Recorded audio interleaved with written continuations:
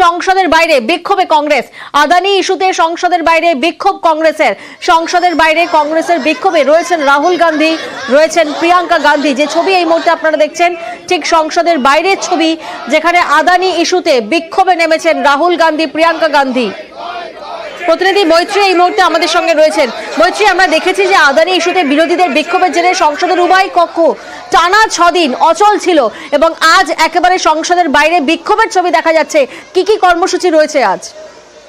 দেখো, একেবারেই আজকে কংগ্রেসের তরফ থেকে যেটা দেখা গেল যে বিক্ষোভে তারা সামিল হয়েছেন। সদনের ঠিক বাইরেই তারা মকরদ্বারে একেবারে তারা বিক্ষোভে সামিল হন এবং বিক্ষোভে উপস্থিত ছিলেন রাহুল গান্ধী, প্রিয়াঙ্কা গান্ধী। তারা আদানি ইস্যুর সঙ্গে সঙ্গে সাম্বার ইস্যু তারা উত্থাপন করেন এবং একই সঙ্গে তারা সরকারের বিরুদ্ধে তারা স্লোগানিং করেন।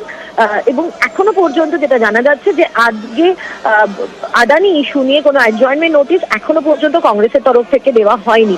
ফলে মনে করা হচ্ছে যে সপ্তম দিনে সদন চলতে পারে, এমনটাই কিন্তু সম্ভাবনা দেখা যাচ্ছে। তবে এখানে আরেকটি প্রসঙ্গ উল্লেখ করতে চাইবো। তৃণমূল কংগ্রেস কিন্তু মনে করছে যে সংসদ চালানোর ক্ষেত্রে সরকারেরও খুব একটা ইচ্ছা নেই। তার কারণ গতকাল যখন সদনের যে অধিবেশন সেটি মুলতবি করা হয়, সেই সময় কিন্তু বিরোধীদের তরফ থেকে খুব বেশি যে বিক্ষোভ ছিল তেমনটা কিন্তু নয়। ফলে সেই জায়গায় দাঁড়িয়ে অপ্রীতিকর প্রশ্ন, অর্থাৎ এই জায়গায় আরো একটা প্রশ্ন সামনে আসছে। সংসদের বাইরে যে বিক্ষোভের ছবি আমরা দেখছি, সেখানে কি শুধুমাত্র কংগ্রেসই রয়েছে নাকি ইন্ডিয়া জোটের শরিকরাও রয়েছেন?